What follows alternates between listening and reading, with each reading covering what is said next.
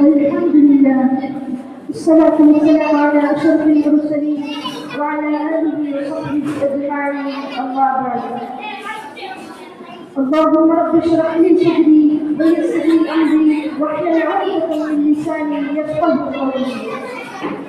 قال الله تعالى في القرآن المجيد ادفع بالتي هي أحسن السيئة صدق الله العلي العظيم. وقال رسول الكريم صلى الله عليه وسلم أكرم جارك ولو كان كافرا كما كان رسول الكريم صلى الله عليه وسلم. ഉസ്താദുമാരെ, രക്ഷിതാക്കളെ, എന്റെ പ്രിയ സുഹൃത്തുക്കളെ, അസ്സലാമു അലൈക്കും വറഹ്മത്തുള്ളാഹി വബറകാതുഹു. അല്ലാഹുവിന്റെ ഹബീബിന്റെ ജന്നത്തിൽ ആഘോഷിക്കുന്ന ഈ വേളയിൽ അവിടുത്തെ കുറിച്ച് ഒന്ന് രണ്ട് കാര്യങ്ങൾ പറഞ്ഞ് ഞാൻ അവസാനിപ്പിക്കാം. ഞങ്ങളുടെ സുബ്ഹാനഹു വ തആല തൗഫീഖ് നൽകുമാറാകട്ടെ. ആമീൻ യാ റബ്ബൽ ആലമീൻ.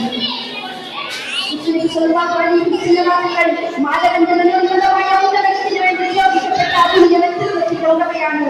നമുക്ക് രക്ഷിക്കാൻ പറ്റുമെന്നാൽ ഗോത്രമഹിമയുടെയും കുലതയുടെയും പേരിൽ വോട്ട് മാത്രമാണ് സമൂഹത്തെ കൊണ്ടുവരാൻ വേണ്ടി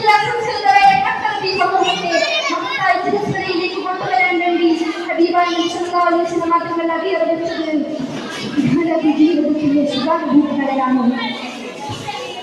അതുകൊണ്ട് തന്നെ നമുക്ക് വേണ്ടി നമ്മുടെ സൗഖ്യത്തിന് വേണ്ടി അസംഖ്യമില്ല ഈ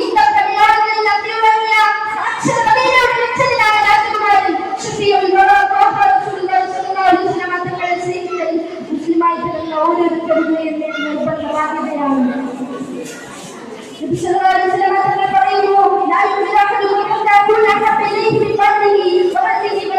പറയുന്നു സ്വന്തം മാതാപിതാക്കളെക്കാൾ മക്കളെക്കാൾ മറ്റു ജനങ്ങളെക്കാൾ ഇഷ്ടപ്പെടുന്നവരെ നിങ്ങളിൽ ഒരാൾ മുമ്പിലാവുകയില്ല. അതല്ലേ മഹാനായ സയ്യിദുനാ സഅദ് ബിൻ മുആദ് റളിയല്ലാഹു തആല അൻഹു ജീവന്റെ അവസാന നിമിഷം കിടക്കുകയാണ്. അവിടുന്ന് കൂട്ടുകാർ ചോദിച്ചു, അവസാനമായി താങ്കൾക്ക് എന്താണ് പറയാനുള്ളത്? അവിടുന്ന് സഅദ് ബിൻ മുആദ് റളിയല്ലാഹു തആല അൻഹു പറയൂ, എനിക്ക് എന്നേക്കാൾ വലുത് എന്റെ ഹബീബാണ് സല്ലല്ലാഹു അലൈഹി വസല്ലം തങ്ങളാണ്. എന്റെ ഒരു സലാം നബി സല്ലല്ലാഹു അലൈഹി വസല്ലം തങ്ങൾക്ക് വേണ്ടി പറയണേ. എന്നിട്ട് പറഞ്ഞു, നിങ്ങളുടെ ഈ മരണമുള്ള ജീവൻ ബാക്കിയുണ്ടെങ്കിൽ പോലും നിങ്ങൾ രക്ഷകളെ വിട്ടുപോകല്ലേ. നിങ്ങളുടെ ജീവന്റെ അവസാന നിമിഷം വരെ ഹബീബായ നബി സല്ലല്ലാഹു അലൈഹി വസല്ലം തങ്ങൾക്ക് വേണ്ടി നിലകൊള്ളുകയെന്ന് സഅദ് ബിൻ മുആദ് എന്ന് പറയാൻ കഴിയുന്നത് സ്വന്തത്തേക്കാൾ നബി സല്ലല്ലാഹു അലൈഹി വസല്ലം തങ്ങളെ ഇഷ്ടം വെച്ചത് കൊണ്ടാണ്. നമ്മൾ നബിയുടെ മുന്നിൽ കൊണ്ട് നേടിയെടുക്കേണ്ടത് അതാണ്. നമ്മളേക്കാൾ നമുക്ക് വേണ്ടപ്പെട്ടത്